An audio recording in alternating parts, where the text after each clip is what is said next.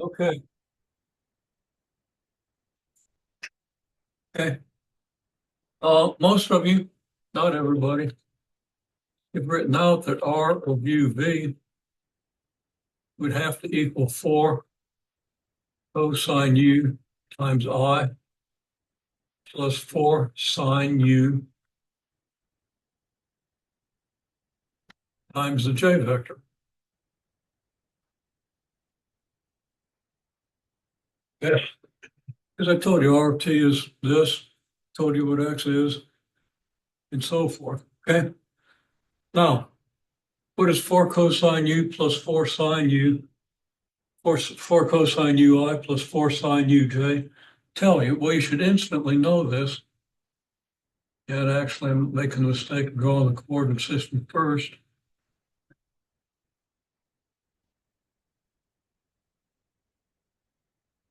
That traces out a circle of radius 4, but only provided you let U go to 2 pi rather than pi. Okay, so that's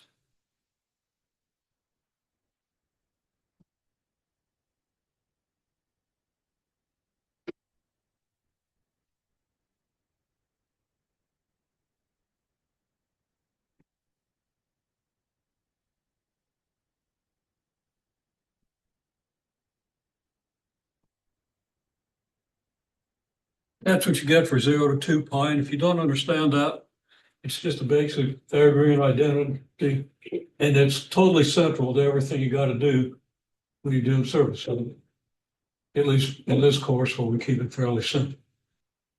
Okay, and it gets complicated, it gets really complicated. Doesn't take long to get to the point where I can't do it. Okay?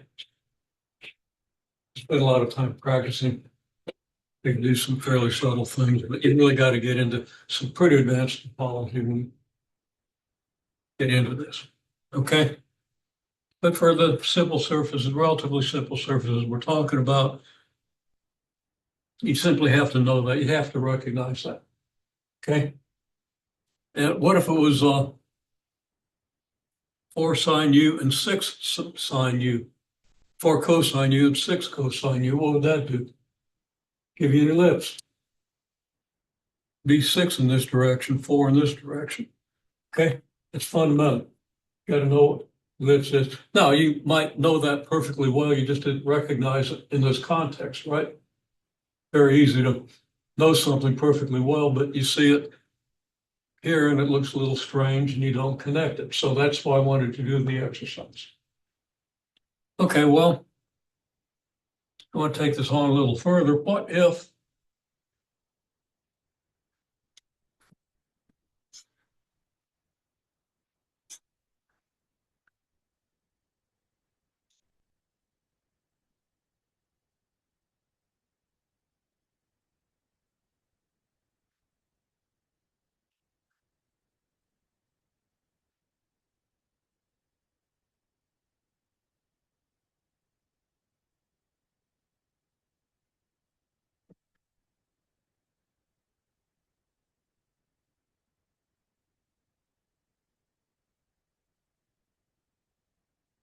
I gave you the same thing with,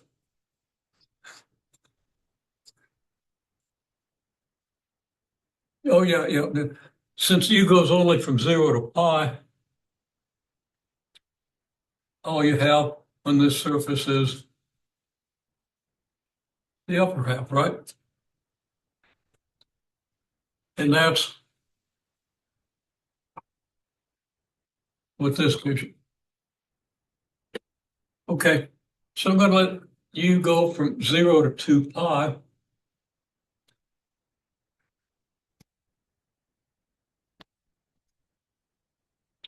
Zero less than or equal to V, less than or equal to 1.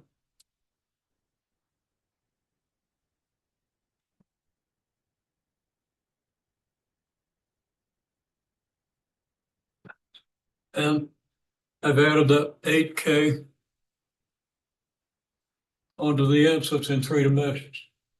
Okay, think first what would this be in the first two dimensions? Because when you get the third dimension, that's going to be easy to get. Make sure you understand what this is giving you in the XY plane.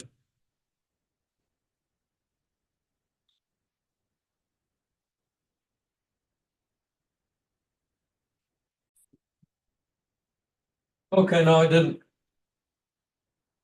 put a radius on here. I would start at 2, I drew the arrow. But this is a circle of radius 4, right? Cosine ui plus sine uj is a circle of radius 1. Basic unit circle, which you see all the time. Gets used a lot. Okay, so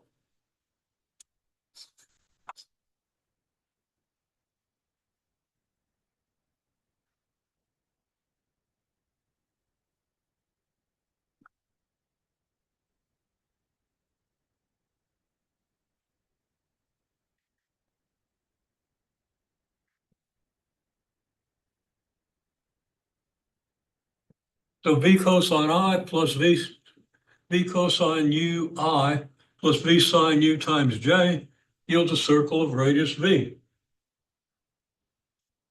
assuming that u goes from 0 to 2 pi.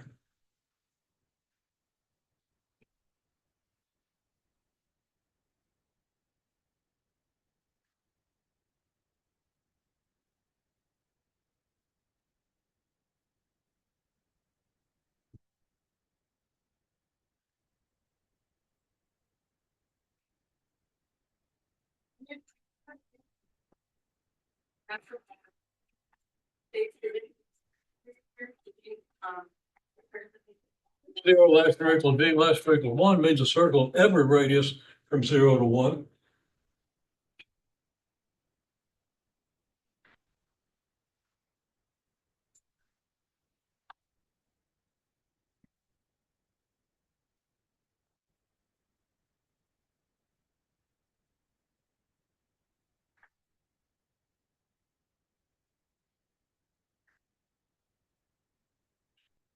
It's a disk of radius 1, every point inside the disk.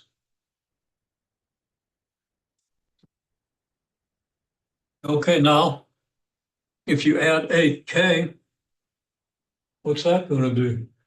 It's going to raise every point of that disk up 8 units. People are making gestures, and people are doing this. Okay? Very gracefully, I might say. Okay? Not like this. Okay? That's what I usually do it. Okay, well, anyhow. Uh,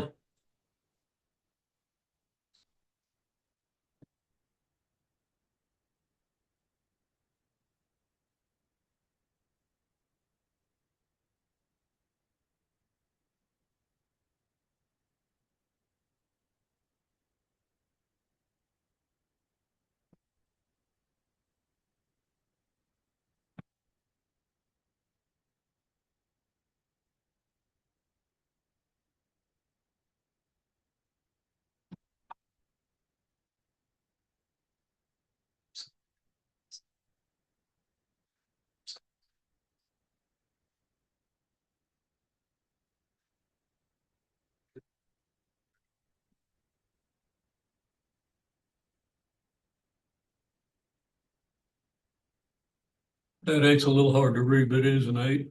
I'm not going to try to improve it. Okay, so you got v cosine u, v sine u 8, where u goes from 0 to 2 pi, and v goes from 0 to 1, gives you a complete circle of every radius from 0 to 1 down to the xy plane. Then you add 8 to the z coordinate, which just raises that disk. So it's just a disk floating up there 8 units above the xy plane. Make sense?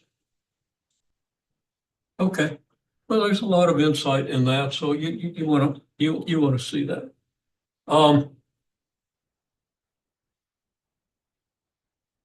So let's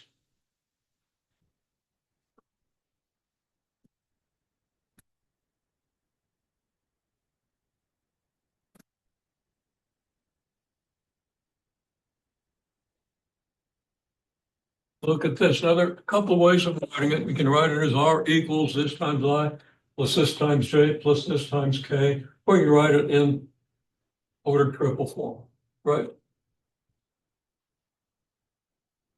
I'm going to stick with R form first because your book uses a lot of ordered triples. Okay. And then I'll kind of convert over to ordered triples so you can see that they're connected. Because I'm not sure the way the book presents it makes that as clear as you might need it to be.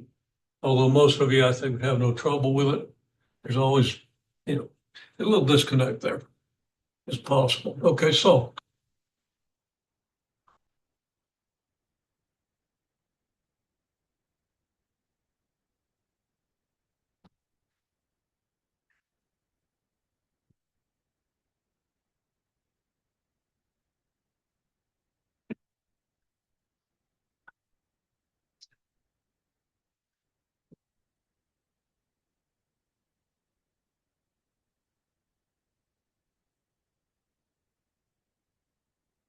okay, now it's the same as before.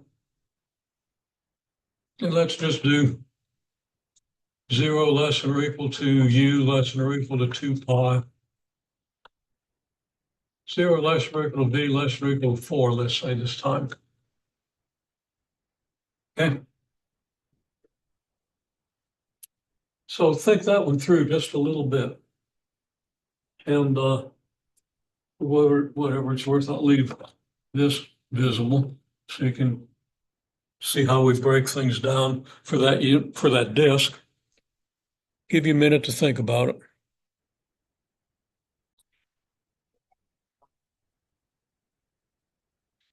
Okay, let me just ask you this. Is somebody suggested a helix. It's not bad, but it isn't going to quite work for this because in the helix, as your angle changes, your altitude changes. Okay, but there's no u in the altitude. Okay, if it was uk, then you might get a helix. Again, not a bad thought. Okay, but let's try this. Okay, what do you get?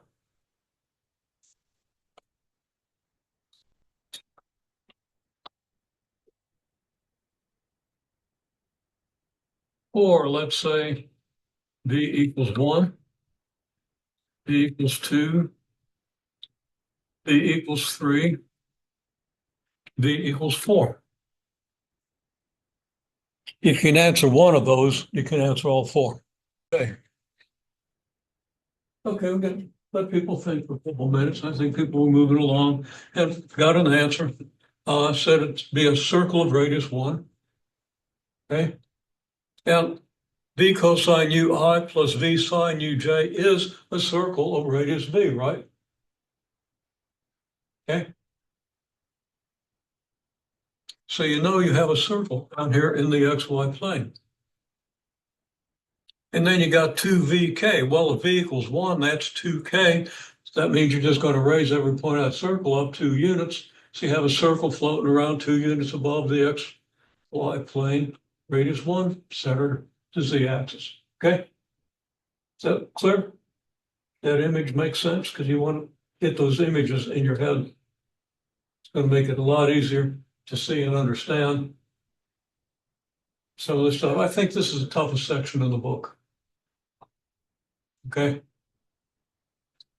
The next two are candidates as well, but I think this one is really the toughest. You got to really see it. Okay, so for v equals 1,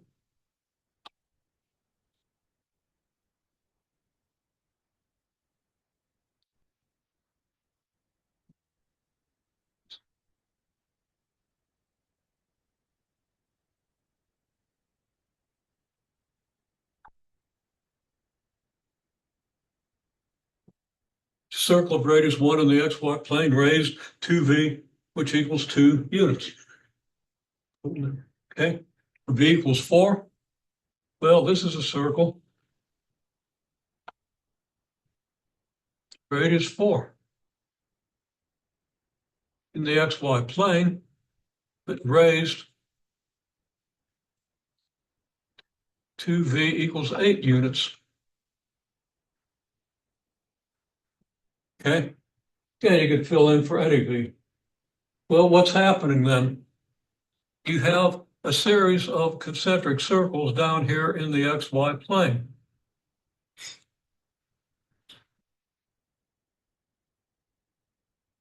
All the way out to radius 4.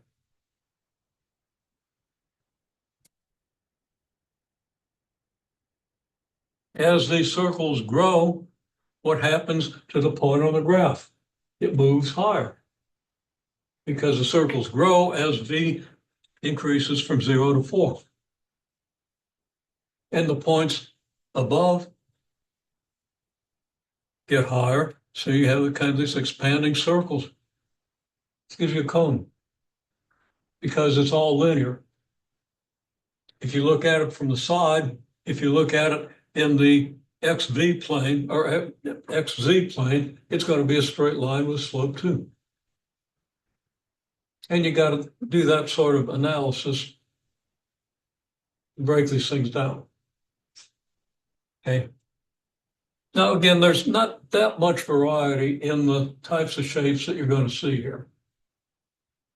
I don't see anything even with ellipses when I look at the problem sets. I read through them and, made sure I knew what you needed to know in order to do it. I also think there's a lot here about orientation. And it's a great topic, but I don't think any of the problems involve orientation. Okay? It's a topic that I'm going to leave because if you understand everything else, it's not that difficult to understand it. But I do recommend if you have time, you read it. If you got a question on it, ask it. I'm glad to answer. But I don't want to take up a lot of class time with it. And I'm not going to test all. As I say, there's all kinds of things I can put on for, a few extra points, and that's one of them. But I don't know if I will. But it will not be part of required grade. It won't figure into any curve that I might use on the grades. And there are limits on the curve that I could use in the grades. I reached them last time, and there'll be limits on this one too.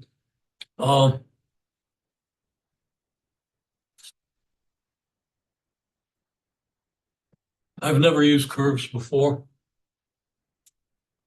but given the confusion, COVID, with AI piled on top of it, and people not knowing exactly how to learn stuff, although y'all are doing a pretty good job here. Okay.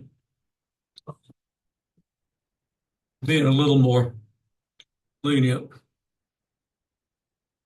than I've been in the past. Okay.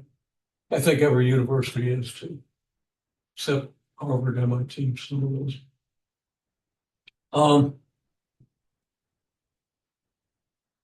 Okay, anyhow, I'm pretty sure tech is just from the feedback I've gotten. They're still, they're still one of the best. They're not in that really elite group, except in certain fields. They're one of the top engineering schools in the country. So you got to get good stuff when you go there. You got to have to be prepared. Okay, so anyhow, that's what we have.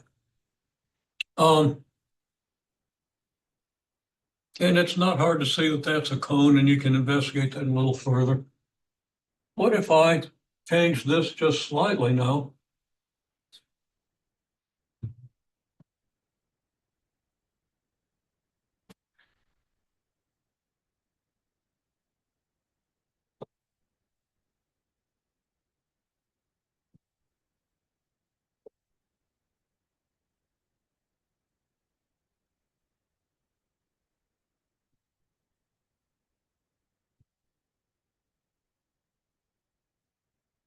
Should be doing less than or equal to 2 pi.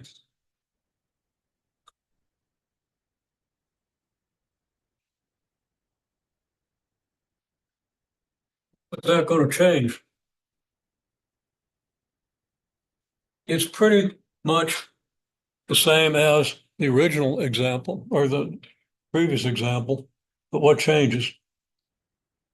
And wait a minute, I'll hit press that pause button. And I think most of you saw it. People are making gestures like this, okay, uh, and saying,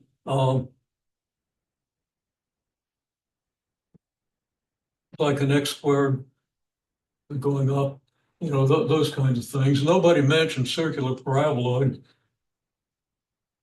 but you do want to see this as circular paraboloid and use your perspective on quadric surfaces to better understand what these shapes are like, because it makes them easier to parameterize. Because, one thing I could ask you to parameterize is, okay, give me a parameterization for an elliptic hyperboloid with a certain function. X squared over 9 plus y squared over 16 plus z squared over 25 equals 1. Give me a parameterization. Okay? That's not easy, but it's not toxically difficult either. Kind of in between. And it's something you really should be able to do once you've been through this section. Okay, so anyhow,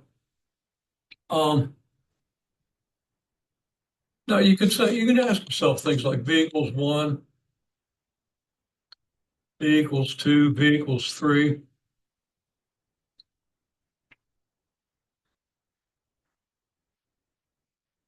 Circle of radius 1,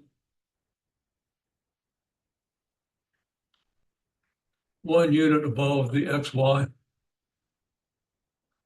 plane. It's written very badly because I don't have much room. This would be circle of radius. This would be circle of radius. Oh, sorry, radius 2, circle of radius 3. But it'd be 4 units above, and this would be 9 units above. Well, 1, 1, 2, 4, 3, 9 makes you think of a parabola. If you've had a good pre-calculus course that had that reinforced. Okay? And even if you haven't, think about it now, it'll be pretty obvious. Okay? I'll say one thing about this whole thing of parameterizing surfaces is more general than what I learned when I took the multivariable calculus course. Okay? I only encountered it when we moved to this text. Okay, so it's something I'm not as comfortable with as I am with most of the rest of multivariable calculus, meaning I'm not as good at it. You throw some off-the-wall surface at me, I'm going to have trouble with it.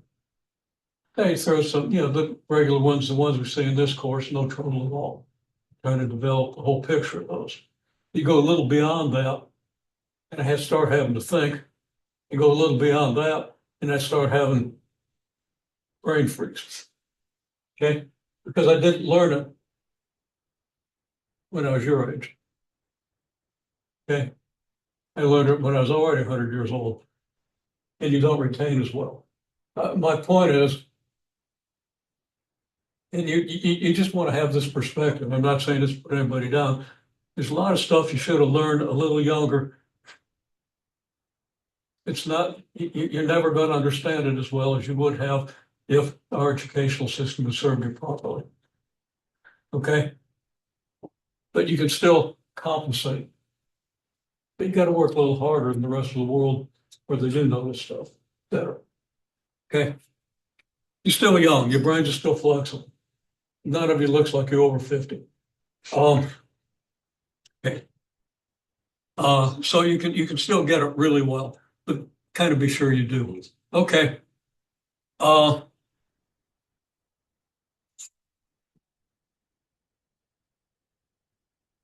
And personally, I never had a pre-calculus course.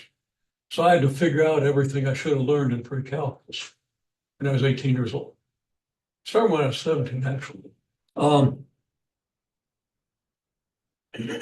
And I probably don't know it as well as I would have if I'd have learned it when I was 14. just the way it is.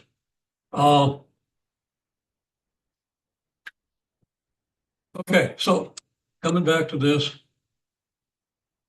it's cross section, like in the XZ plane. It'll be a parabola.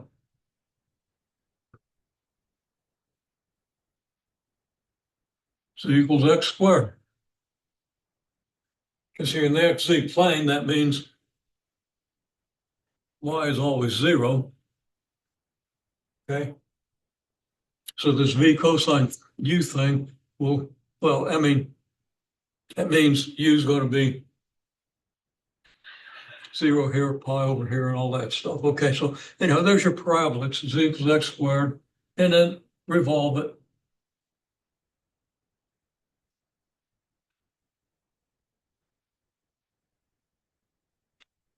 You could see it as a paraboloid of revolution.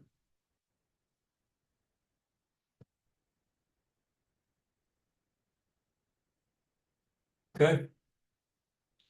So there are a lot of things you're going to see where the parameterization in the XY plane is just v cosine u, v sine u. Okay. Question what you build on that. And if you can do just that, you've got a good chunk of what you need to do in this course, in this section. Okay. Now, I'm not going to give you every possibility. You can see those from the examples in your book. If you understand what we've done here and understand visualizing, expanding these and asking what happens asking what happens if the part in the XY plane is a circle of whatever radius, and then ask for, okay, the radii expand and so forth, what do you get? Okay. What if I had V going from 2 to 4?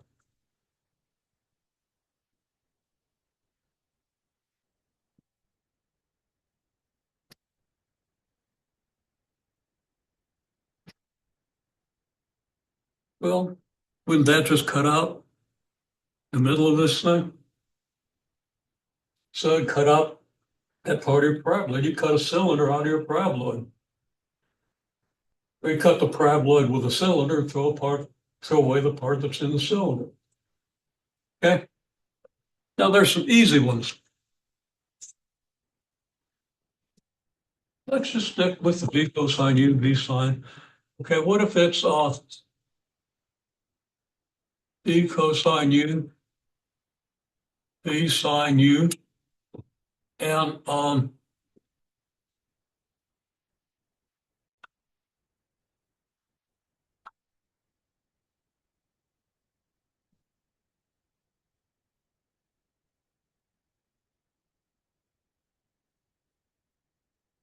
let's do it even better.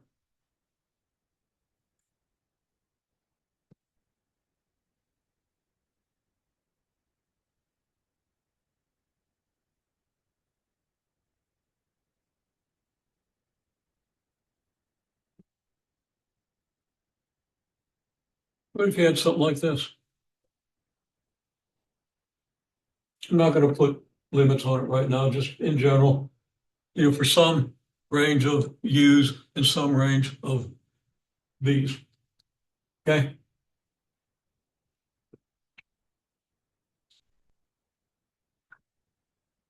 Well, I'm going to tell you because you're probably not going to see it. Well, maybe that looks like a pretty good gesture there.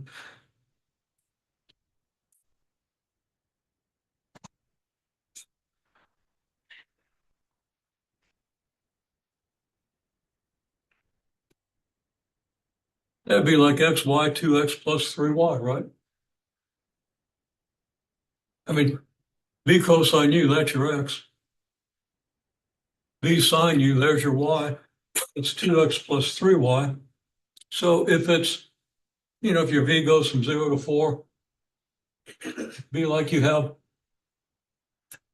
a cylinder of radius 4 there. And then you have this plane, 2x plus 3y, slicing the top of the cylinder. Okay? So what you would have is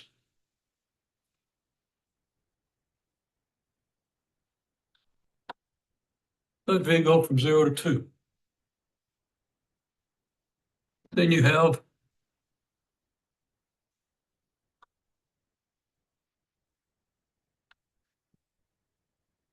disk of radius 2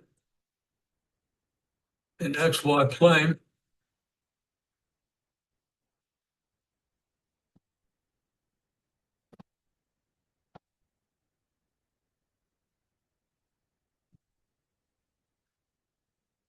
Or a cylinder of radius 2 centered on the z-axis. I don't want to write out all those words. But a cylinder of radius 2 intersecting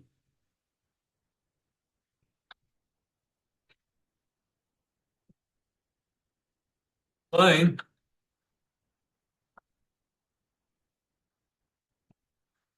2x plus 3y.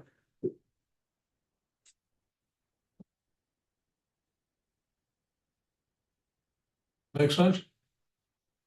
The plane, well, the plane z, because that is your z coordinate. Z equals 2x plus 3y. That one turns out to be pretty simple when we get into integrating it.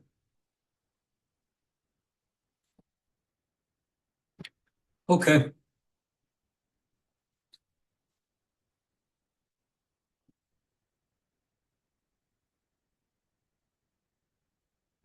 I'm going to cut down when we want to do integrals over these things. Okay.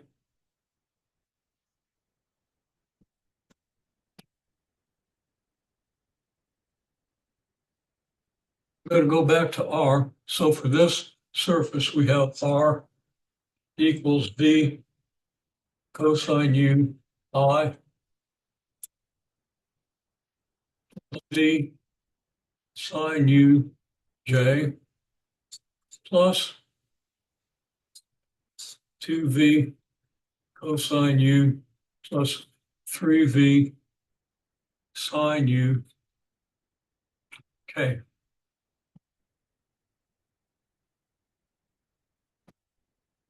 Say that T sub U, U is not a vector.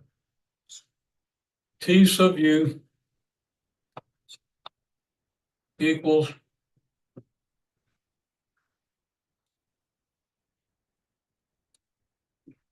partial of R with respect to U.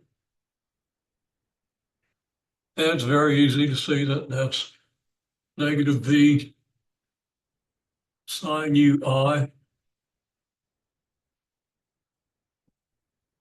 plus V cosine UJ plus, well, actually, it's going to be minus, well, okay, plus negative 2V sine U plus 3V cosine U. Okay.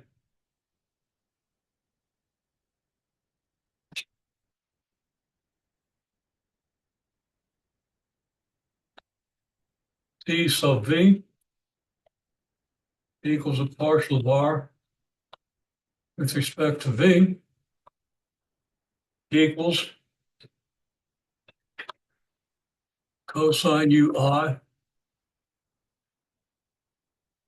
plus sine UJ plus 2 cosine U plus 3 sine U. Okay. And those are just extremely straightforward derivatives that I probably messed up, but I don't really think so. Okay.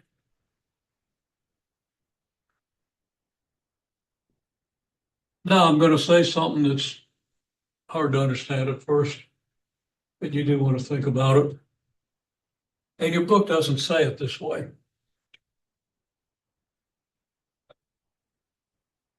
But I think it might be useful. First of all,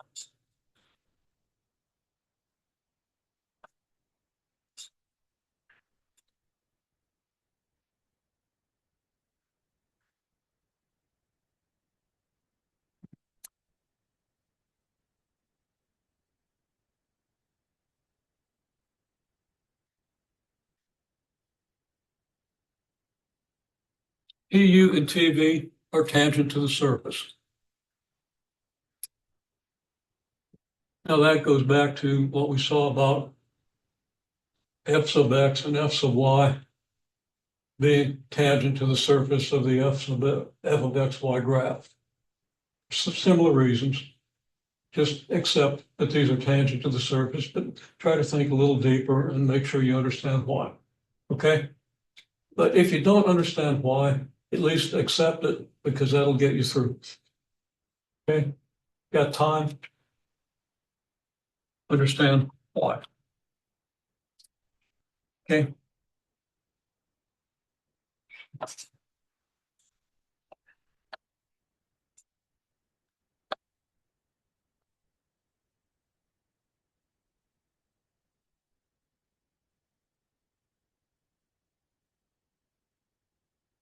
So you automatically got a normal.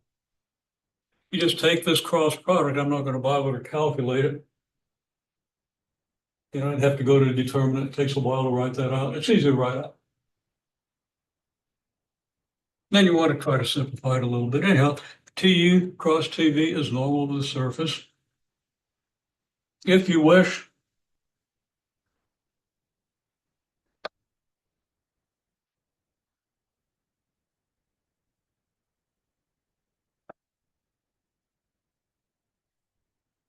put my arrows in the wrong place.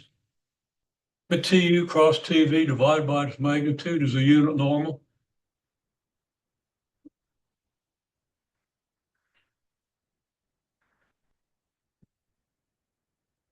I am going to mention orientation just briefly. If you got a sphere and you go around a sphere and you use this and you calculate the unit normal every point on the sphere, it's always going to point, it's going to be continuous. If you move from one point to another, it's not going to change by a significant amount. Okay. If you shrink how far you move to an infinitesimal amount, you're not going to get a change. The change is going to approach zero. Which means that the thing can't be going along like this, outward from the surface, and then flip inward instantly. Okay? Matter of fact, it can't go from outward to inward because to go from outward to inward continuously, it would have to become zero. All right? And you can't have a zero unit normal. Now, that's not a rigorous statement. You know, I haven't thought through that completely, but that's intuitively kind of what it is. Your unit normal has to not flip at any point. You have to be able to go over the whole surface with the unit normal and never have the thing make a sudden change, especially like changing direction. It's a unit vector. If it changes direction, it can't do it continuously. Well, if it changes direction, it goes through zero. Okay. Okay. Anyhow, that's kind of a central idea to orientation. You have to have surfaces where that doesn't happen. You can't apply this on a pyramid because your unit normal, when you get to an edge, you come along this edge of the pyramid and you're going toward this edge, your unit normal goes from here, then suddenly just discontinuously flips. You can't have a point. You don't even have a normal at a point. Okay? I mean, it can't come to a point. Okay. Now let's see what I was in the process of saying. Okay. Yeah, this is a big deal. You can get unit tangents to your surface. You can then easily get a normal or a unit normal. Very straightforward. A little tedious sometimes. Straightforward. Okay.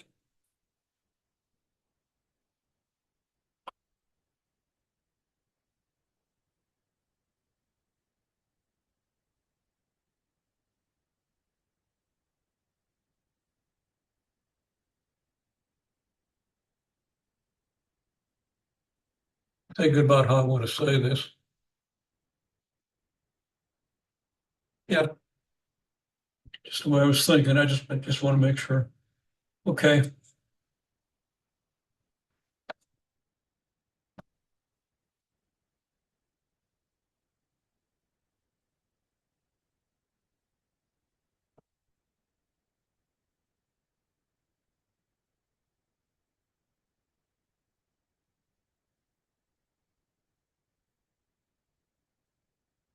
TU delta U and TV delta V.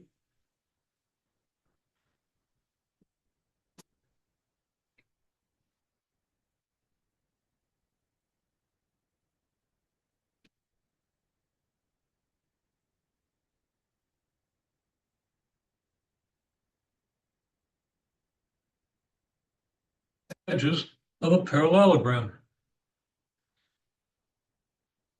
for any evaluated at any point. Okay. And evaluated at any point is implicit here. I'm not going to write it out explicitly. Well, okay, I can.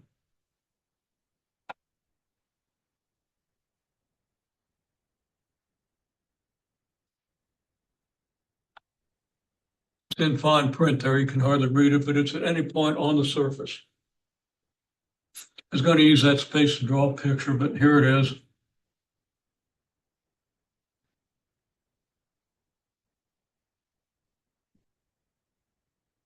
There's your vector TU delta U. Let's say here's your vector TV delta V. And that's, you got a parallelogram.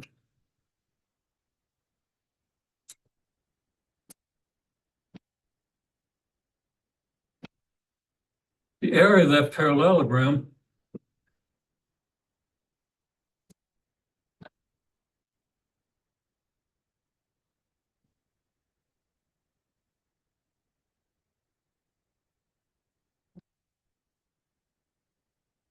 is just the cross product of TU delta U, TV delta V.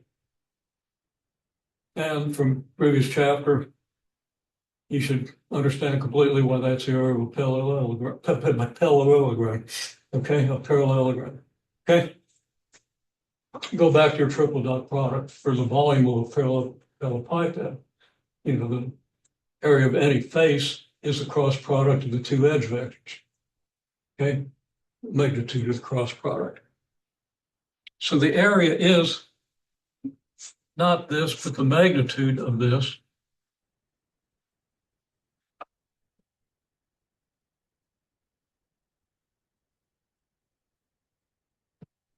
Which is the magnitude of TU cross TV.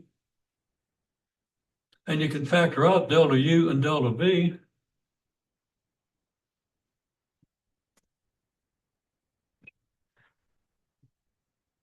Because they're just scalars, they're just numbers.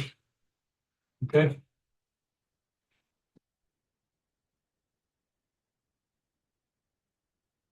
That's your area increment for your surface interval.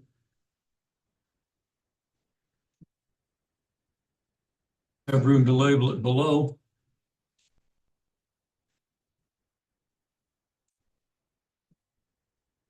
The book has a nice picture.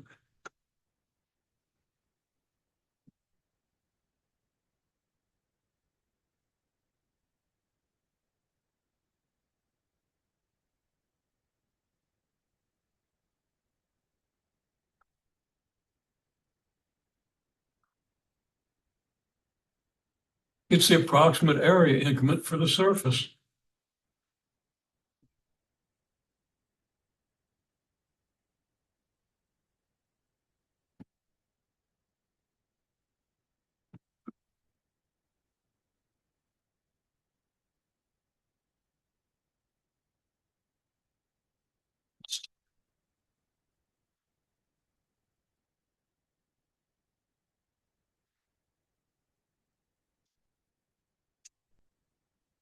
So your surface area is a double integral. You got dimensions U and V.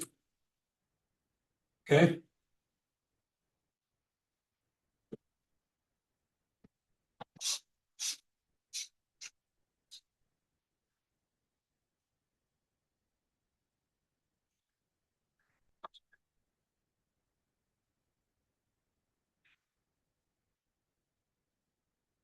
So there.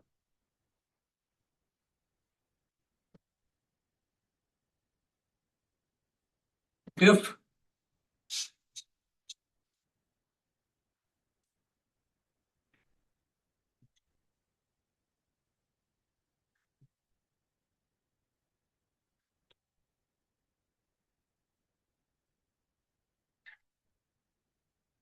you have this surface, which is the same as surface here, where V goes from 0 to 2 and U goes from 0 to 2 pi. Same thing I wrote down here. I didn't bother writing that U goes from 0 to 2 pi. It's sort of implicit since we're talking about what happens with circles. But, maybe U only goes from 0 to pi over 2. It's just a segment of stuff. Okay.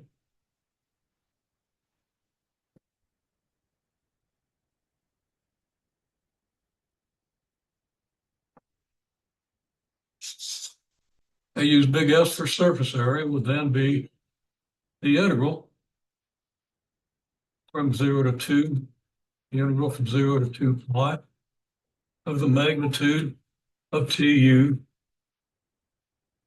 put the arrow over the T, plus TV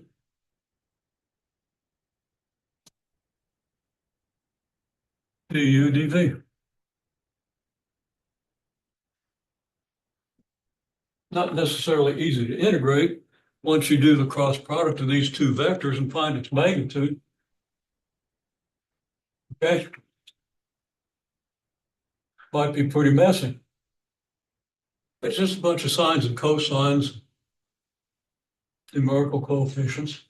So you're probably just going to be integrating combinations of sine and cosine, and those are usually easy. Okay? You learned to do those over a year ago.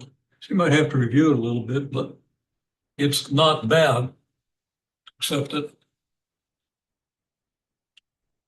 you might have to bring it out of memory. Just standard techniques, though. There are lots of surfaces you can define that have really obnoxious integrals. Okay? Things you can't even begin to imagine how to integrate. And things that just can be theoretically proven to be non-integral. Okay. But that's the overall picture of what you do. Parametric. You have to represent your surface in terms of two variables, like U and V here. Okay? Sometimes you just use X and Y or Y and Z or whatever. Okay, well, the other thing is, if you want to integrate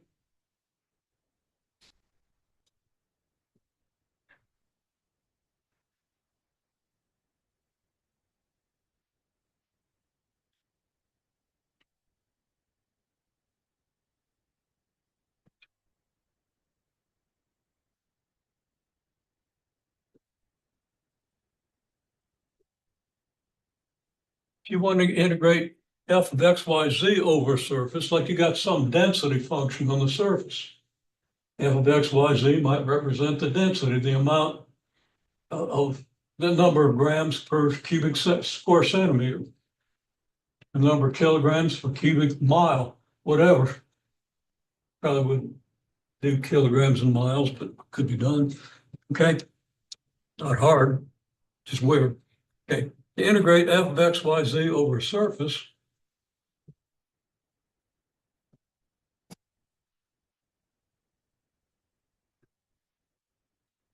the integral is, and if this is a mass density function, surface density, area density, your integral is going to be your total mass. And the integral is going to be double integral of f of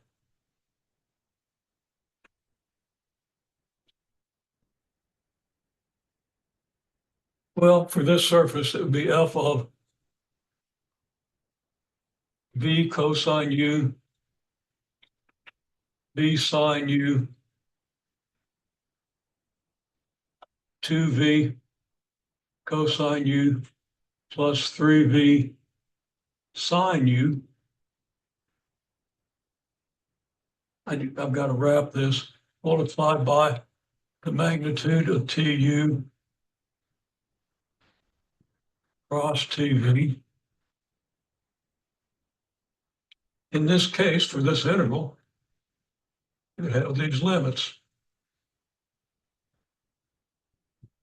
And that v looks a lot like an x. We don't want to confuse that. Okay. So whatever f of x, y, z is, replace x with v cosine u, replace y with v sine u, replace z with 2v cosine u plus 3v sine u. And you got the integral over that plane. Okay. And actually, yeah, it would be a plane.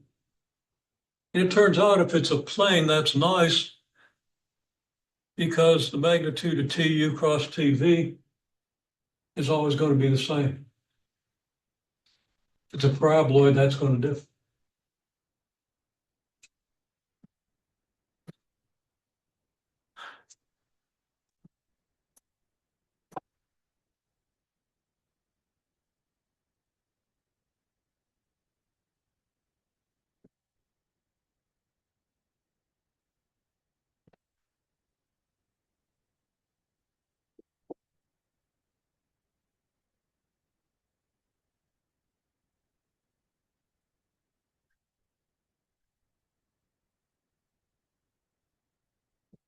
To integrate the flux of a vector function f of x, y, z,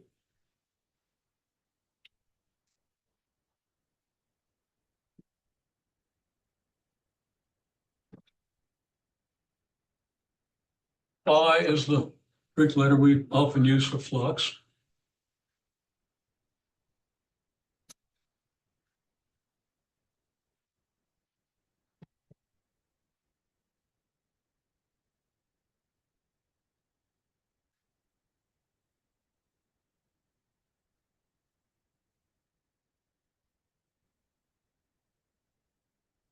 It is to be kind of explicit.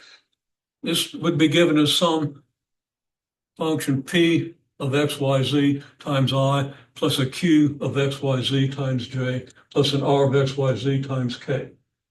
Okay. So if you get actually confronted with one of these, that's what you're going to kind of look at. It's going to be the double integral of, first of all,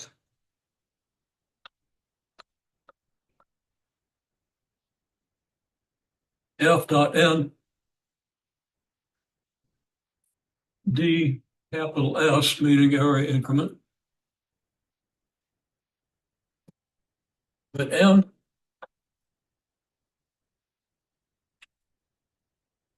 ds is just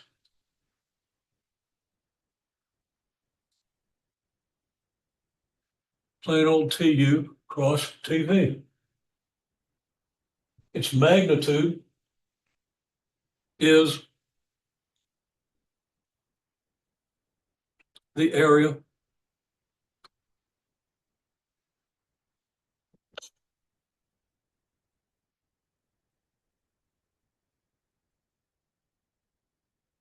we'll never get over that. Trying to put the R over the U.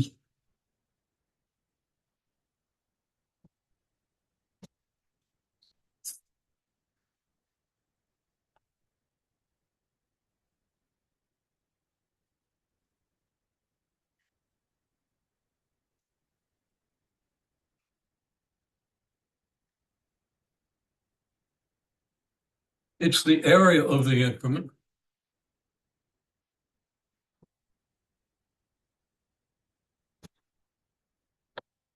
And little n equals tu cross 2v over the magnitude of tu cross 2v.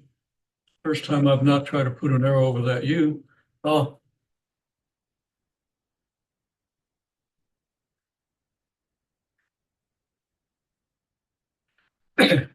and I've used capital N, so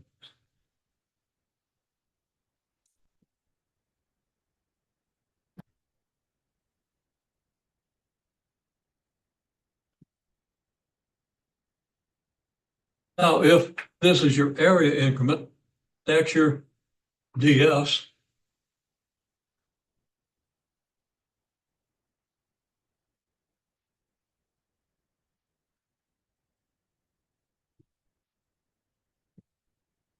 To be explicit, so the NDS is TU cross TV divided by the magnitude of TU cross TV times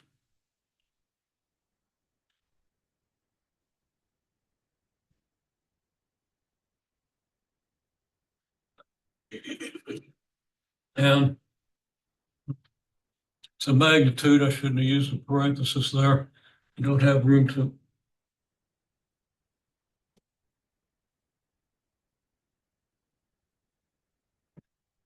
You don't have room to write the whole thing out is what I don't have. I'm going to slop it in there anyhow. Right there's your N. And your DS, usually capital S, is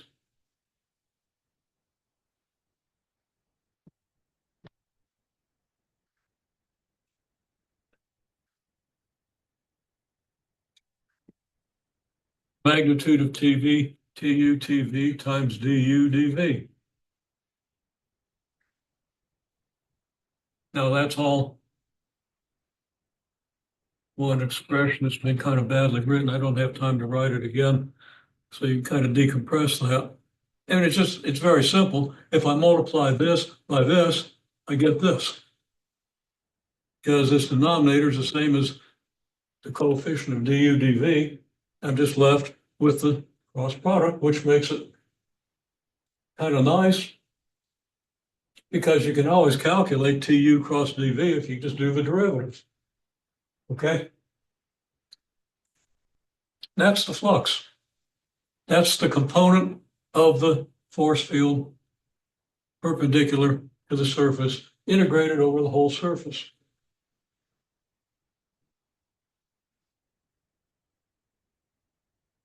So for example, well, I'm not going to do an example. Your book does examples. Right there is the core of what you need. Now, I didn't spend as much time on parametric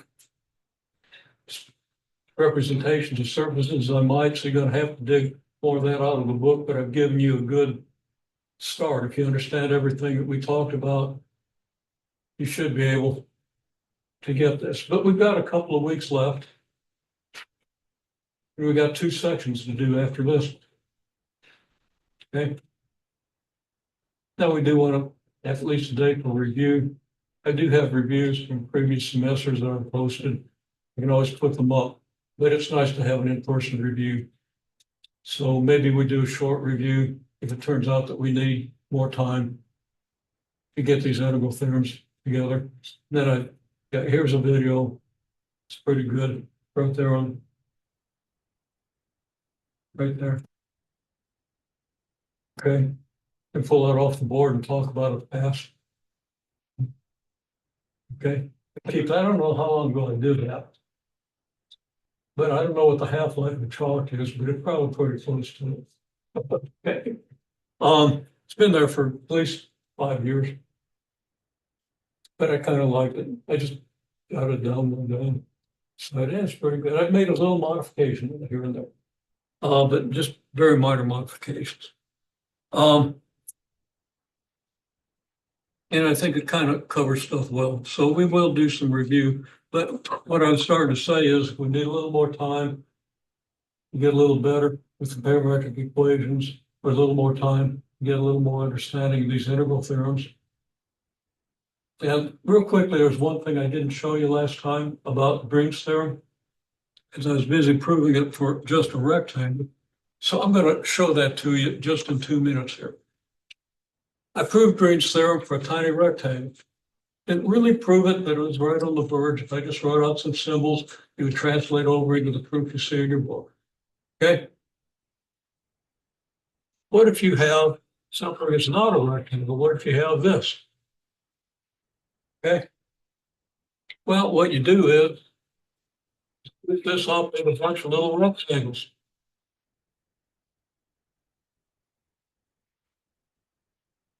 More than I'm doing here, but I don't want to spend all day drawing lines. We don't have time for me to, I'd love to spend all day drawing lines, but we don't have time.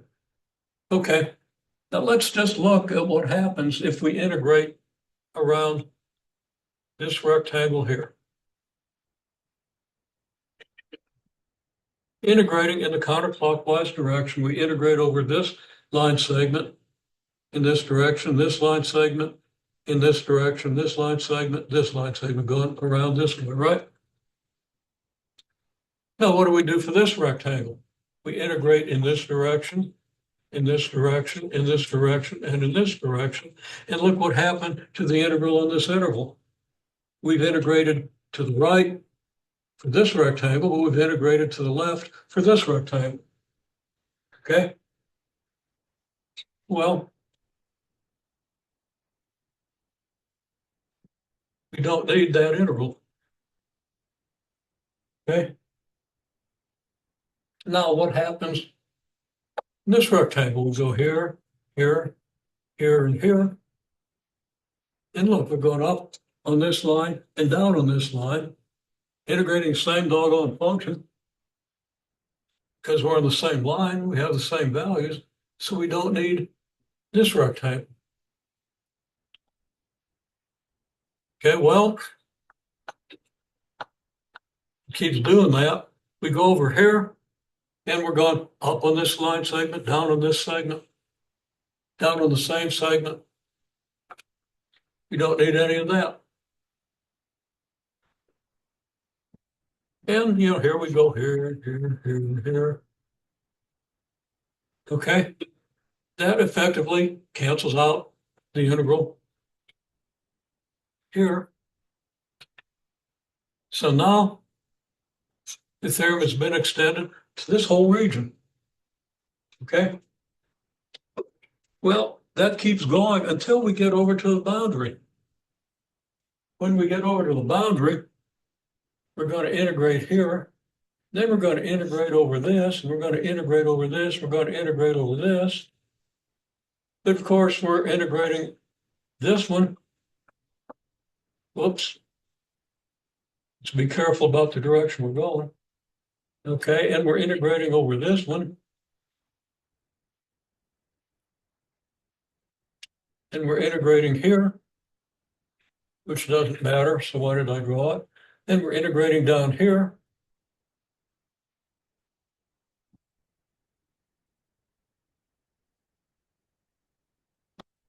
Counterclockwise.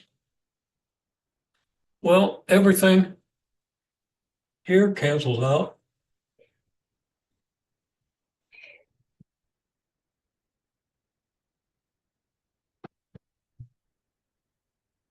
And all we're left with from this little rectangle here is the integral around the boundary.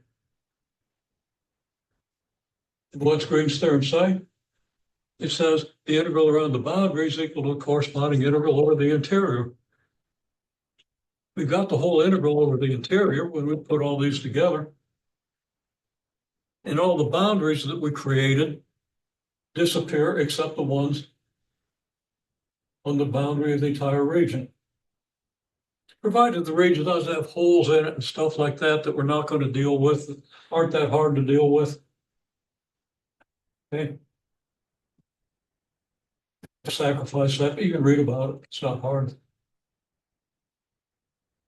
Okay, well, I wanted to mention that because that's kind of completes what we did in the last section.